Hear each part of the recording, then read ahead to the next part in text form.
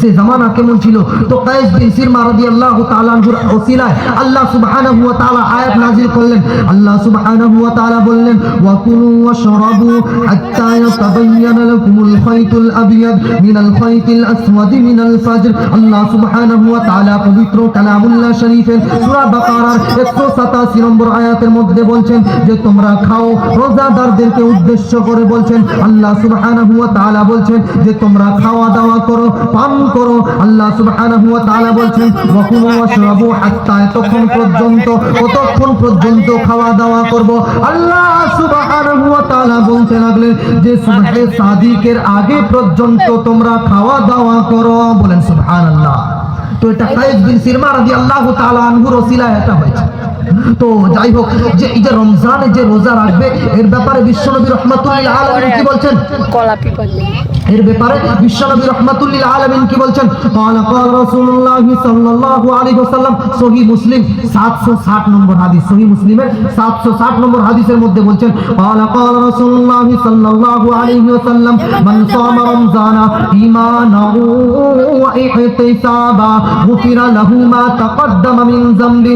আল্লাহ সুবহানাহু ওয়া তাআলা প্রিয় হাবিব মুহাম্মদুর রাসূলুল্লাহ সাল্লাল্লাহু আলাইহি ওয়াসাল্লাম বলছেন, সহিহ মুসলিমের 760 নম্বর হাদিসের মধ্যে বিশ্বনবী রাহমাতুল লিল আলামিন বলছেন মান সামা রমজান, যে রমজানের রোজা রাখলো, যে রমজান মাসের পবিত্র রমজান মাসে রোজা রাখলো, ঈমানান ওয়া ইহতিসাবা। আল্লাহ সুবহানাহু ওয়া তাআলার প্রিয় হাবিব মুহাম্মদুর রাসূলুল্লাহ সাল্লাল্লাহু আলাইহি ওয়াসাল্লাম বলছেন যে রমজানের রোজা রাখলো ঈমানের সাথে এবং সওয়াবের আশায়, ঈমানের সাথে এবং সওয়াবের আশায়, ঈমান ওয়া ইহতিসাবা, ঈমানের সাথে এবং সওয়াবের আশায়, গুফিরা লাহু মা তাকদ্দামা মিন যামবি। আল্লাহ সুবহানাহু ওয়া তাআলা তার পিছনের সমস্ত গুনাহকে maaf করে দিবেন। বলেন সুবহানাল্লাহ। সুবহানাল্লাহ জোরে বলেন না সুবহানাল্লাহ। আল্লাহ সুবহানাহু ওয়া তাআলার প্রিয় হাবিব বিশ্বনবী রাহমাতুল লিল আলামিন বলছেন মান সামা রমজানা ঈমানান ওয়া ইহতিসাবা গুফিরা লাহু মা তাকদ্দামা মিন যামবি, যে রমজানের রোজা রাখবে আল্লাহকে খুশি করার জন্য ঈমানের সাথে ইহতিসাবা এবং সওয়াবের উদ্দেশ্যে, গুফিরা লাহু মা তাকদ্দামা মিন যামবি, আল্লাহ সুবহানাহু ওয়া তাআলা তার পিছনের সমস্ত গুনাহকে maaf করে দিবেন। অর্থাৎ রমজানে যে রোজা রাখবে তার আল্লাহ সুবহানাহু ওয়া তাআলা পিছনের যত গুনাহ আছে সমস্ত গুনাহকে জ্বালিয়ে রাগ করে বাতাসে উড়িয়ে দিবেন। বলেন সুবহানাল্লাহ। এই জন্য রমজানের মানে হচ্ছে যে কোনো জিনিসকে জ্বালানো। রমজানকে রমজান এই জন্য বলা হয় যে রমজানে আল্লাহ সুবহানাহু ওয়া তাআলা তার বান্দাদের গুনাহকে জ্বালাতেই থাকেন, জ্বালাতেই থাকেন, জ্বালাতেই থাকেন, জ্বালাতেই থাকেন। একটা রোজা, দুইটা রোজা, তিনটা রোজা করতে করতে যখন 30টা রোজা হয়ে যায়, আল্লাহ সুবহানাহু ওয়া তাআলা বলছেন যখন ঈদ আসে তখন আল্লাহ সুবহানাহু ওয়া তাআলা বলছেন যে আমার বান্দার গুনাহকে আমি জ্বালাতেই থাকি, জ্বালাতেই থাকি, জ্বালিয়ে রাগ করে দিব, ছাই করে দিব এবং বাতাসে উড়িয়ে দিব। ঈদ চলে আসবে, এমন সে হয়ে যাবে সেজন্য কোনো গুনাহই করলো না। বলেন সুবহানাল্লাহ। কিন্তু রমজানে আল্লাহ গুনাহ maaf করবেন, কিন্তু আল্লাহ সুবহানাহু ওয়া তাআলা শ্রেষ্ঠ ফেরেশতা জিবরাইল আলাইহিস সালাম যারা এই রমজানে রোজা রাখবে না, যে রমজানকে সম্মান করবে না, এই সম্মান করতে করতে এই সম্মানের কথা বলতে গিয়ে আমার একটা হাদিস মনে চলে আসলো যে একবার এক ইহুদি মুসলমানদের ঘর, একটা মুসলমানদের গ্রামের মধ্যে একটা ইহুদি বসবাস করত। মুসলমানদের গ্রামের মধ্যে একটা ইহুদি ঘর ছিল এবং ইহুদি সে কি রোজা রাখবে? বলেন না, সে কি রোজা রাখবে? আরে ইহুদি সে গায়ের মুসলিম হিন্দু খ্রিস্টান, সে কি রোজা রাখবে? আরে রোজা রাখবে সে। রোজাটা কাদের জন্য বলেন? ঈমানদারের জন্য। এই জন্য তো আল্লাহ সুবহানাহু ওয়া তাআলা বলছেন ইয়া আইয়ুহাল্লাযীনা আমানু, হে ঈমানদারগণ, আল্লাহ সুবহানাহু ওয়া তাআলা বলছেন যারা আমার উপর ঈমান আনেছো তোমাদের জন্য রোজা ফরজ করেছি। এর দ্বারা বোঝা যাচ্ছে যে ঈমানদার মুসলমানের জন্য রোজা ফরজ, তাই না? তাই তো আমরা রোজা রাখি। আচ্ছা, এটা কি ইহুদিরা রোজা রাখে? খ্রিস্টানরা রোজা রাখে? তো এমন একটি গ্রাম ছিল যেই গ্রামের সমস্ত মুসলমানদের ঘর, গ্রামের মধ্যে সমস্ত মুসলমানদের ঘর, কিন্তু একটা ইহুদির ঘর। একটা কার ঘর? একটা কার ঘর? এক ইহুদির ঘর। অর্থাৎ সে গায়ের মুসলিম। তো ইহুদির একটা ছেলে ছিল, একটা ছোট্ট সন্তান ছিল। তো মুসলমানের রমজান মাস চলছে, তো মুসলমানের ঘরে সবাই রোজা রাখবে না? রাখবে না? সবাই রোজা রাখছে, বাচ্চারাও রোজা রাখছে। তো ইহুদির একটা ছোট বাচ্চা ছিল। তো ছোট বাচ্চাটা কি করছে যে রোজার সময় কি করছে, একটা কলা নিয়ে ছিলতে রাস্তায় খেতে যাচ্ছে। রাস্তায় খেতে খেতে যাচ্ছে। আচ্ছা বলেন তো, যখন বাচ্চারা রোজা রেখেছে এবং অপর বাচ্চাকে দেখছে যে সে কলা খাচ্ছে, সেই বাচ্চার দেখে কষ্ট হবে না হবে নি? আরে বলেন না হবে না হবে নি? তো বাচ্চাদের যখন সে বাচ্চাটা ইহুদির খ্রিস্টানের বাচ্চাটা যখন কলা খাচ্ছে, তো রোজদার বাচ্চাদের রোজা রেখেছিল, সে রাস্তা দিয়ে দেখতে দেখতে তাকিয়েই আছে, সে বাচ্চা রোজা রাখছে।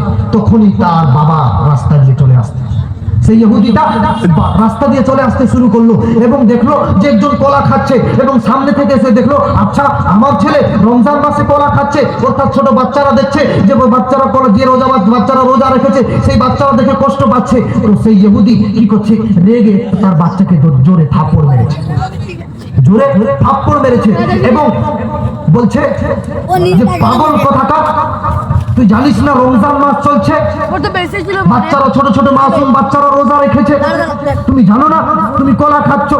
এইটুকু কথা আল্লাহ সুবহানাহু ওয়া তাআলাকে এতটাই পছন্দ হয়ে গিয়েছে, আল্লাহ সুবহানাহু ওয়া তাআলা তার ওসিলায় আল্লাহ তাকে জান্নাত দিয়ে দিয়েছেন। বলেন সুবহানাল্লাহ। কিভাবে তাকে জান্নাত দিয়ে দিয়েছেন?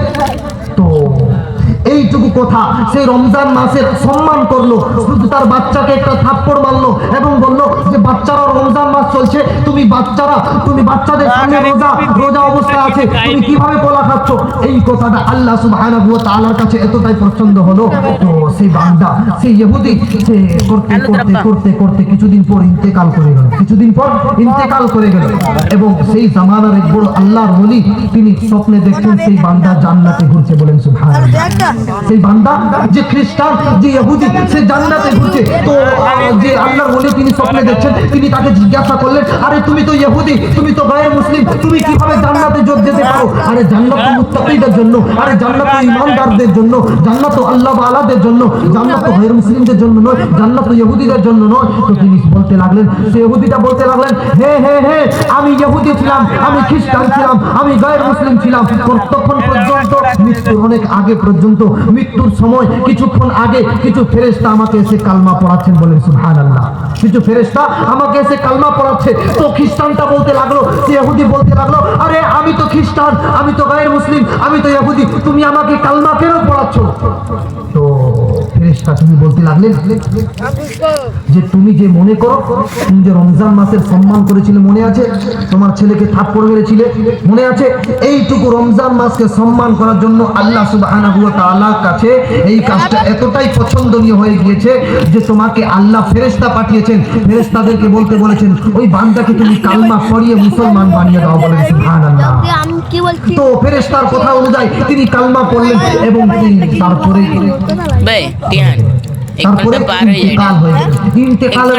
পরিবর্তন হওয়া, কথা থেকে দুনিয়াবি জিন্দেগিতে পরিবর্তন হওয়া। আমরা মানুষ মারা গেছে, আসলে মারা যায়নি, সে পরিবর্তন হয়েছে। মানুষের জীবনে 4টা জিন্দেগি আছে, তার মধ্যে একটা হচ্ছে হায়াতে জিন্দেগি, হায়াতে দুনিয়া, আলামে দুনিয়া, আলামে আরওয়াহ। আমরা যখন রূহের জগতে ছিলাম তখন আমাদেরকে আলাস্তু বিরাব্বিকুম, আল্লাহ জিজ্ঞাসা করলেন আমি কি তোমাদের রব না? তখন আমরা কি বলেছিলাম? কালু বালা, অবশ্যই আপনি আমাদের রব। সেটা হচ্ছে যখন আমরা সবাই একসাথে ছিলাম, সেটা হচ্ছে আলামে আরওয়াহ।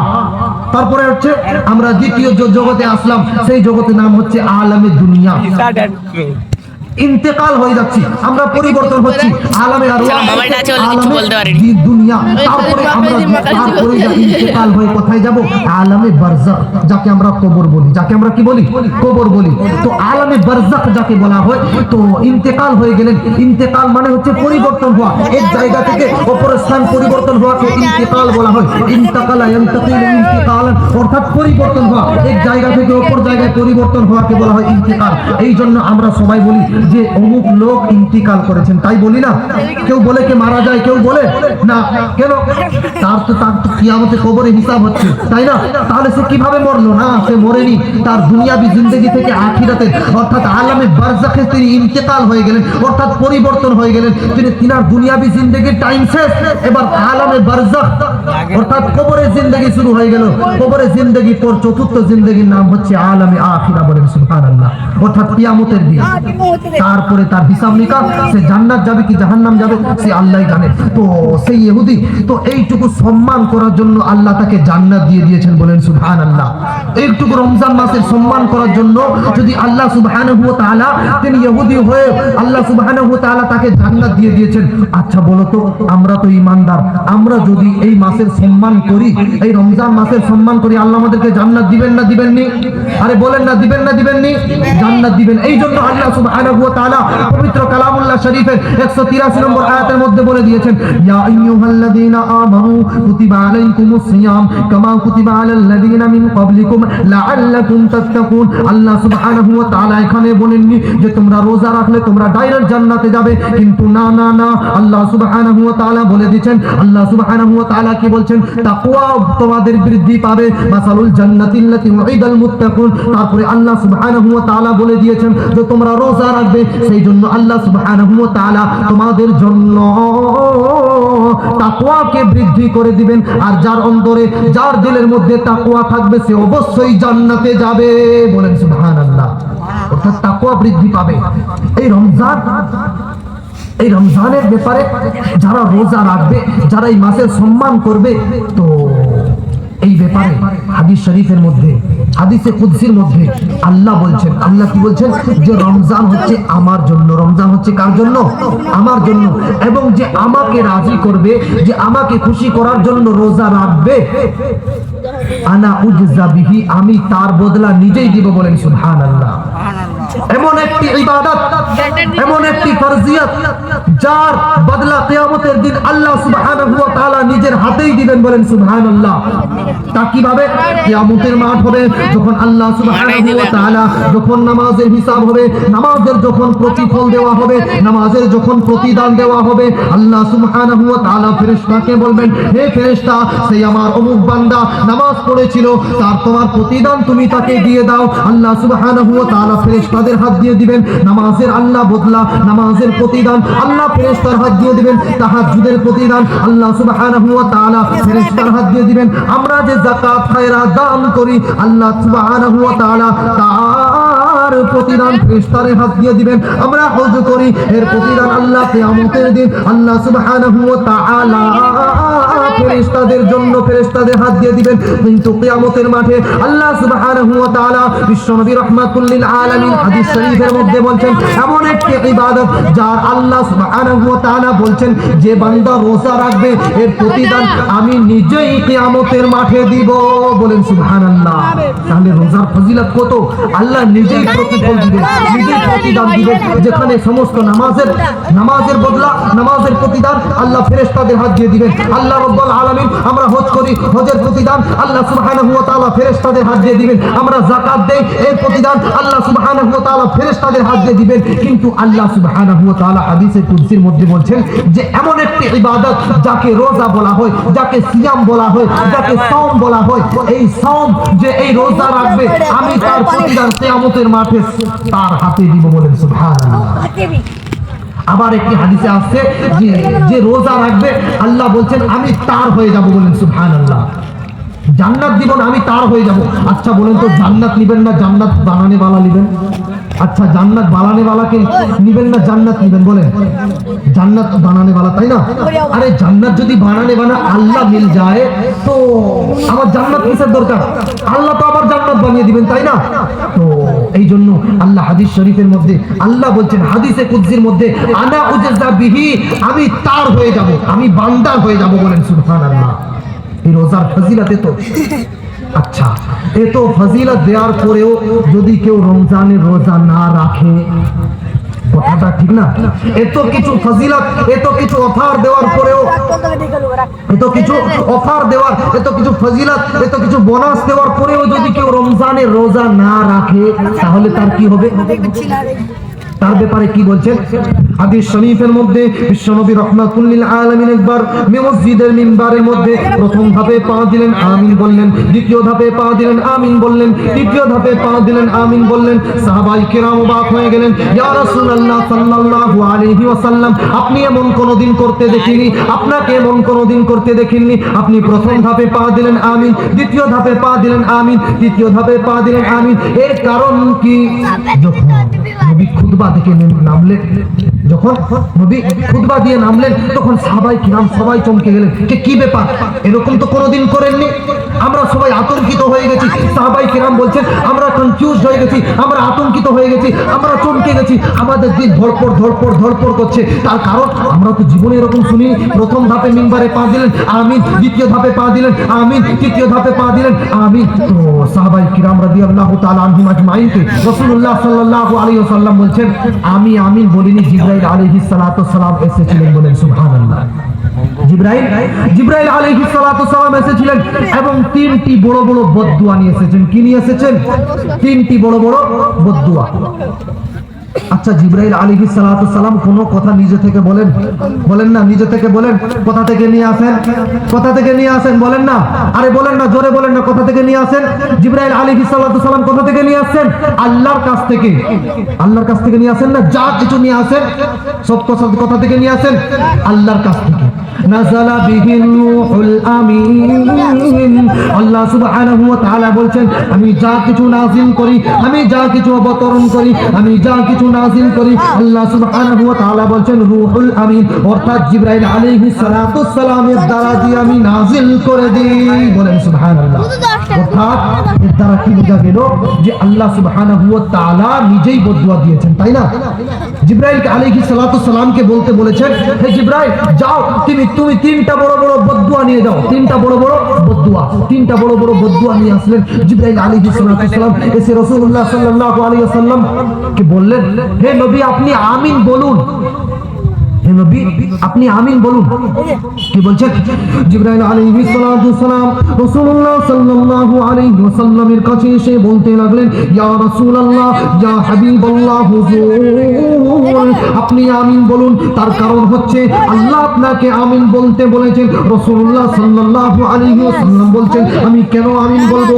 আল্লাহ নবী বিশ্বনবী রাহমাতুল লিল আলামিন যখন জিজ্ঞাসা করলেন, তখন জিবরাইল আলাইহিস সালাতু সালাম বললেন, আপনাকে আল্লাহ আমিন বলতে বলেছেন, তাই আপনি আমিন বলুন। রাসূলুল্লাহ সাল্লাল্লাহু আলাইহি ওয়াসাল্লাম বলতে লাগলেন, কি জন্য আমিন বলবো? আল্লাহর নবী বিশ্বনবী রাহমাতুল লিল আলামিন যখন জিজ্ঞাসা করলেন, তখন জিবরাইল আলাইহিস সালাতু সালাম বলতে লাগলেন, ইয়া রাসূলুল্লাহ, ইয়া হাবিবাল্লাহ, হুজুর, আপনি আমিন বলুন। ওই সমস্ত লোকেরা যারা আপনার নাম শুনে এবং আপনার দরুদ পড়ে না, সেই সমস্ত মানুষেরা ক্ষতিগ্রস্ত হয়ে যাক, সেই সমস্ত মানুষেরা ধ্বংস হয়ে যাক, সেই সমস্ত মানুষেরা বরবাদ হয়ে যাক।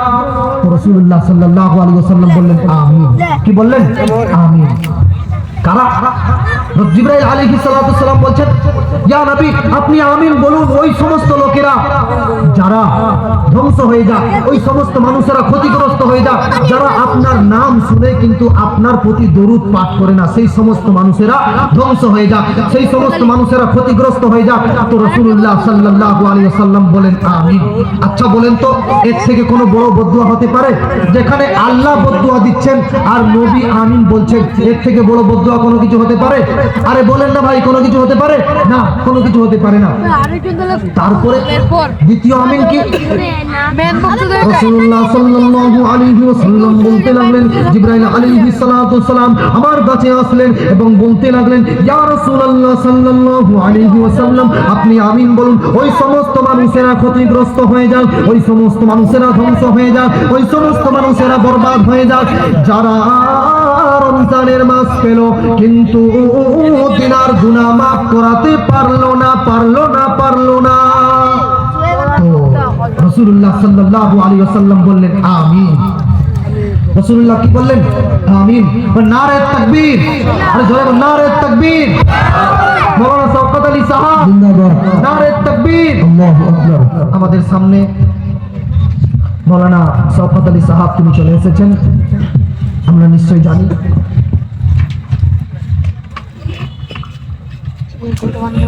আপনাদের সামনে কোরআন ও হাদিস দিয়ে অনেক গুরুত্বপূর্ণ আলোচনা করবে। তো আমি যা কথা বলতে গিয়েছিলাম, যে রাসূলুল্লাহ সাল্লাল্লাহু আলাইহি ওয়াসাল্লামকে বলতে বললেন যে ইয়া রাসূলুল্লাহ সাল্লাল্লাহু আলাইহি ওয়াসাল্লাম আপনি আমিন বলুন, ওই সমস্ত মানুষেরা ক্ষতিগ্রস্ত হয়ে যায়, ওই সমস্ত মানুষেরা ধ্বংস হয়ে যায় যারা রমজানের মাস পেল কিন্তু তার মাগফিরাত করতে পারলো না, গুনাহ মাফ করতে পারলো না, সেই সমস্ত মানুষেরা ক্ষতিগ্রস্ত হয়ে যায়। তো রাসূলুল্লাহ বললেন আমিন। অর্থাৎ যদি আমরা রমজানের মাসে আল্লাহর মাগফিরাত, যদি আমরা নিজের মাগফিরাত করতে না পারি তাহলে আমাদের ক্ষতিগ্রস্ত, তাই না? কেন আল্লাহ বলছেন, জিবরাইল আমিন বলছেন এবং নবী আমিন বলছেন, এর থেকে বড় বদদুয়া কি হতে পারে? তৃতীয় বড় বদদুয়া হচ্ছে বিশাল কঠিন বদদুয়া। কঠিন বদদুয়া কি? রাসূলুল্লাহ সাল্লাল্লাহু আলাইহি ওয়াসাল্লামকে জিবরাইল আলাইহিস সালাতু ওয়াসালাম এসে বলতে লাগলেন, ইয়া রাসূলুল্লাহ সাল্লাল্লাহু আলাইহি ওয়াসাল্লাম আপনি আমিন বলুন, ওই সমস্ত মানুষেরা ক্ষতিগ্রস্ত হয়ে যান, ওই সমস্ত মানুষেরা ধ্বংস হয়ে যান, ওই সমস্ত মানুষেরা বরবাদ হয়ে যান যারা পিতামাতাকে পেল, যারা পিতামাতাকে হায়াতে জিন্দেগিতে পেল অথবা বার্ধক্য অবস্থায় পেল কিন্তু তার খিদমত করে জান্নাত হাসিল করতে পারলো না, সেই সমস্ত মানুষেরা ক্ষতিগ্রস্ত হয়ে যাক, সেই সমস্ত মানুষেরা ধ্বংস হয়ে যাক, সেই সমস্ত মানুষেরা বরবাদ হয়ে যাক। তো রাসূলুল্লাহ সাল্লাল্লাহু আলাইহি ওয়াসাল্লাম বললেন আমিন। কি বললেন? আমিন। যারা পিতামাতাকে পেল কিন্তু তার খিদমত করে জান্নাত হাসিল করতে পারলো না, সেই সমস্ত মানুষেরা ক্ষতিগ্রস্ত হয়ে যায়, সেই সমস্ত মানুষেরা ধ্বংস হয়ে যায়, সেই সমস্ত মানুষেরা বরবাদ হয়ে যায়। তো রাসূলুল্লাহ বললেন আমিন। এর থেকে বড় বড় বদদুয়া আর কি হতে পারে? আরে বলেন না হতে পারে? তাহলে মা বাবার খিদমত করতে হবে। কি করতে হবে? যদি মা বাবা নারাজ থাকে আমি রমজানের রোজা রাখি, কবুল হবে? আরে বলেন না কবুল হবে? মক্কার ইমামও যদি হয় তার আল্লাহ নামাজ রোজাকে কবুল করবে না যদি তার পিতামাতা নারাজ থাকে। তো এই পিতামাতা নারাজ নিয়ে আমরা জানি যে ইমাম মালিক রহমতুল্লাহ আলাইহি একজন বড় বিখ্যাত আলিম ছিলেন। ইমাম মালিক রহমতুল্লাহ আলাইহি যখন একবার হজে গেলেন তিনি আল্লাহর কাছে বলতে লাগলেন, আল্লাহ যারা রোজা রেখেছে, আল্লাহ যারা হজ করতে এসেছে তাদের হজকে আপনি কবুল করে নিন, আল্লাহ যারা হজ করতে এসেছে তাদের হজকে আপনি কবুল করে নিন। আল্লাহ সুবহানাহু ওয়া তাআলা বলতেই যখন লাগলেন আল্লাহ সুবহানাহু ওয়া তাআলা তিনি গায়েবের মধ্যে বলে দিলেন সবার হজকে কবুল করব, সবার হজকে মনজুর করব, কিন্তু এক বদনসিব আছে, এক বাচ্চা আছে আমি তার হজকে কবুল করব না। কি বদনসিব সে হতভাগা কে? যার হজকে আল্লাহ সুবহানাহু ওয়া তাআলা পবিত্র কাবা শরীফেও হজকে কবুল করবে না, তার গুনাহকে মাফ করবে না। তো ইমাম মালিক রাহমাতুল্লাহ আলাইহি খুঁজতে লাগলেন, খুঁজতে লাগলেন, খুঁজতে লাগলেন সেই হতভাগাকে, সেই বদনসিবকে, সেই হতভাগাকে, সেই বদনসিবকে যার হজকে আল্লাহ সুবহানাহু ওয়া তাআলা কবুল করবে না বলে দিয়েছেন, কবুল করবে না বলে দিয়েছেন। ইমাম মালিক রাহমাতুল্লাহ আলাইহি খুঁজতে লাগলেন, খুঁজতে লাগলেন, খুঁজতে লাগলেন, খুঁজতে লাগলেন কিন্তু পেলেন না। বাস হজের মৌসুম শেষ, আবার ইমাম মালিক রহমতুল্লাহ আলাইহি চলে গেলেন। আবার দ্বিতীয় বছর যখন ইমাম মালিক রহমতুল্লাহ আলাইহি হজ করতে আসেন আবার একটাই দোয়া চাইছেন, আল্লাহ যারা হজ করতে এসেছে আল্লাহ তুমি তাদের হজকে কবুল করে নাও, আল্লাহ যারা হজ করতে এসেছে তাদের হজকে তুমি মঞ্জুর করে নাও। যখন ইমাম মালিক রহমতুল্লাহ আলাইহি ঘুমিয়ে আছেন আল্লাহ সুবহানাহু ওয়া তাআলা তাকে স্বপ্নে দেখিয়েছেন আমি সবার হজকে কবুল করে নিব, সবার হজকে মঞ্জুর করে নিব, কিন্তু এক বদনসিব আছে আমি তার হজকে কবুল করব না। ইমাম মালিক রহমতুল্লাহ আলাইহি আবার খুঁজতে লাগলেন, আবার খুঁজতে লাগলেন সেই হতভাগাকে, সেই বদনসিবকে যার হজকে আল্লাহ সুবহানাহু ওয়া তাআলা কবুল করবে না, কবুল করবে না। ইমাম মালিক রহমতুল্লাহ আলাইহি খুঁজতে লাগলেন, খুঁজতে লাগলেন, খুঁজতে খুঁজতে খুঁজতে খুঁজতে পেলেন না। ইমাম মালিক রহমতুল্লাহ আলাইহি আবার চলে গেলেন। আবার যখন তৃতীয় বছর হজের মৌসুম আসলো আবার ইমাম মালিক রহমতুল্লাহ আলাইহি হজ করতে এসে বলতে লাগলেন, আল্লাহ যারা হজ করতে এসেছে তুমি তাদের হজকে কবুল করে নাও, তুমি তাদের হজকে মঞ্জুর করে নাও। আল্লাহ সুবহানাহু ওয়া তাআলা আবার বলছেন যে আমি সবার হজকে কবুল করব, কিন্তু এক বদনসিব আছে, এক বদনসিব, এক হতভাগা আমি তার হজকে কবুল করব না। ইমাম মালিক রহমতুল্লাহ আলাইহি খুঁজতেই লাগলেন, খুঁজতেই লাগলেন, খুঁজতেই লাগলেন, একদিকে দেখতে লাগলেন যে এক হাত কাটা, এক ডান হাত কাটা এক ব্যক্তি আল্লাহ সুবহানাহু ওয়া তাআলার কাছে আর এক হাত তুলে আল্লাহ সুবহানাহু ওয়া তাআলার কাছে কাঁদছে আর বলতেছে আল্লাহ আমাকে মাফ করে দাও, আল্লাহ আমাকে মাফ করে দাও, আল্লাহ আমাকে মাফ করে দাও। ইমাম মালিক রহমতুল্লাহ আলাইহি বলতে লাগলেন ব্যাপার কি, এরকম বলছে কেন? ইমাম মালিক রহমতুল্লাহ আলাইহি বলতে তাকে জিজ্ঞাসা করতে লাগলেন তোমার ব্যাপার কি, তুমি এমন করে কাঁদছো কেন, তোমার কারণ কি? তো ইমাম মালিক রহমতুল্লাহ আলাইহিকে তিনি বলতে লাগলেন যে আমি অনেক বড় সারাবি ছিলাম, আমি অনেক বড় মদখোর ছিলাম, আচ্ছা, তো ইমাম মালিক রহমতুল্লাহ আলাইহি তিনি বলতে লাগলেন, আমি অনেক বড় শরাবী ছিলাম, আমি অনেক বড় মদখোর ছিলাম, আমি জুয়াখোর ছিলাম। তো রমজানের মাস চলছিল, কার মাস চলছিল? রমজানের মাস চলছিল। আমার বুড়ি মা ছিল, আমার কে ছিল? আমার বুড়ি মা ছিল। আমি যখনই শরাব পান করতাম, আমার মা বলতো, হে আমার বাচ্চা, তুমি শরাব পান করো না, তুমি মদ খাও না, তুমি রমজান মাস চলছে, রমজানে রোজা রাখো। আমি প্রত্যেকদিন আসতাম, মায়ের কথা শুনতাম নি, আবার চলে যেতাম, আবার মদ খেতাম, আবার মস্তি করতাম। একদিন কি হলো, আমি এমন মদ খেলাম, আমি নিজের হোশ খুঁজে পাইনি, আমি নিজের হোশকে উড়িয়ে দিয়েছিলাম। তো সেই ব্যক্তি বলতে লাগলো, আমি যখন ঘরের মধ্যে প্রবেশ করলাম, আমার মা আমার আব্বাকে আবার সেই কথা বলতে লাগলো, হে আমার বাচ্চা, রমজানের মাস চলছে, তুমি রোজা রাখো, রমজানের মাস চলছে, তুমি রোজা রাখো, তুমি মদ পান করো না। আমি তো জানতাম নি। আমার মাকে এমন একটি থাপ্পড় মারলাম, আমার বুড়ি মা আল্লাহর কাছে চলে গেল, আমার বুড়ি মা ইন্তেকাল হয়ে গেল। তারপর আমার যখন হোশ ফিরলো, আমি দেখলাম আমার মা ইন্তেকাল হয়ে গেছে, আমার মা ইন্তেকাল হয়ে গেছে। তখন আমার পাড়া পড়েছি বলতে লাগলো যে তুমি তোমার মাকে থাপ্পড় মেরে মেরে দিয়েছো। তাই আমি মনে করলাম আমি আমার মাকে এই হাত দিয়ে মেরেছি, আমি আমার মাকে এই হাত দিয়ে মেরেছি। তারপর থেকে আমি তওবা করে নিয়েছি, আজ পর্যন্ত আমি শরাব খাইনি। আমি করতে করতে আমি নিজের ডান হাতটা, যেই হাতে থাপ্পড় মেরেছিলাম, সেই হাতকে কেটে দিয়েছি। যে ইমাম মালিক রহমতুল্লাহ আলাইহিকে বলতে লাগছেন, আমার এই হজটা হচ্ছে 25তম হজ। আমি 24 বছর এখানে হজ করছি, 25তম হজ করছি, তবু আমার দিল গাওয়া দিচ্ছি না। আমি তাই হজ করতেই আছি, হজ করতেই আছি, হজ করতেই আছি। ইমাম মালিক রহমতুল্লাহ আলাইহি বলছেন, এটাই হচ্ছে তোমার সেই বদনসিব, তোমার এই গুনাহের কারণে আল্লাহ তোমার হজকে কবুল করছে না। তো ইমাম মালিক রহমতুল্লাহ আলাইহি চলে গেছেন। ইমাম মালিক রহমতুল্লাহ আলাইহি ঘুমিয়ে আছেন, স্বপ্নের মধ্যে বিশ্ব নবী রহমতুল্লিল আলামিন এসে গেছেন। বলেন সুবহানাল্লাহ, সুবহানাল্লাহ বলেন না। বিশ্ব নবী রহমতুল্লিল আলামিন এসে বলতে লাগছেন যে ইমাম মালিক, তুমি তাকে বলে দাও সে জান্নাতি। বলেন সুবহানাল্লাহ। সে জান্নাতি কেন? ইমাম মালিক রহমতুল্লাহ আলাইহি বলছেন কেন? তো বিশ্বনবী রাহমাতুল্লিল আলামিন বলছেন, তুমি জানো কিয়ামতের মাঠে তাকে হাজির করা হবে এবং আল্লাহ বলবেন, হে বান্দা, তুমি তোমার মাকে কষ্ট দিয়েছো না, তোমার মা তোমার প্রতি নারাজ, যাও তুমি জাহান্নামে চলে যাও, তোমার জাহান্নামের ঠিকানা হয়ে যাবে। ফেরেশতা তাকে হসরে হসরে নিয়ে যাবে এবং তার মা তার কাছে দেখে বলবে, আল্লাহকে বলবে, আল্লাহ, আমার সন্তানকে আমার জন্য জাহান্নামে নিক্ষেপ করা হচ্ছে, আমার সন্তানকে আমার জন্য জাহান্নামে ফেলা হচ্ছে। আল্লাহ, আমি তো কষ্ট সহ্য করেছি, আল্লাহ আমি মাফ করে দিয়েছি, আল্লাহ মাফ করে দিয়েছি, আমি দিল থেকে মাফ করে দিয়েছি। আল্লাহ সুবহানাহু ওয়া তাআলা বলছেন, আচ্ছা তুমি যদি কষ্ট সহ্য করে মাফ করতে পারো, তো আমি মা থেকে 70 গুণ বেশি ভালোবাসনে वाला আমিও মাফ করে দিলাম। বলেন সুবহানাল্লাহ। এই মায়ের ওসিলা করে আল্লাহ এক বদকারকেও জান্নাতে দিয়ে দিলেন। বলেন সুবহানাল্লাহ। এই জন্য জিবরাইল আলাইহিস সালাতু সালাম বলছেন যে ওই ব্যক্তি ক্ষতিগ্রস্ত হয়ে যা, ওই ব্যক্তি ধ্বংস হয়ে যা যে তার পিতামাতাকে পেল কিন্তু তার খিদমত করে জান্নাত হাসিল করতে পারলো না। আমরা সবাই মা বাপের খিদমত করব তো ইনশাআল্লাহ? আরে জোরে বলেন ইনশাআল্লাহ। আমরা সবাই পিতামাতার খিদমত করব তো ইনশাআল্লাহ? ইনশাআল্লাহ বলেন না ইনশাআল্লাহ। এই জন্য কোন শায়ের বলছেন कि मेहनत के एवज वो कोई उजरत नहीं मांगी, मेहनत के एवज वो कोई उजरत नहीं मांगी, दुनिया से कोई हस्बे जरूरत नहीं मांगी। अरे ये माँ का जिगर है, अरे ये माँ का जिगर है कि लहू अपना पिलाकर बच्चों से कभी दूध की कीमत नहीं मांगी। আমার কাছে অনেক বড় নাউল আলিম মাওলানা শওকত আলী সাহেব এসে গেছেন। আমার বক্তব্য শেষ করছি। আল্লাহ সুবহানাহু ওয়া তাআলা আমাদেরকে বলার থেকে শোনার থেকে বেশি বেশি আমল করার তৌফিক দান করুন। আমিন ওয়া আখিরু দাওয়ানা আলহামদুলিল্লাহি রাব্বিল আলামিন।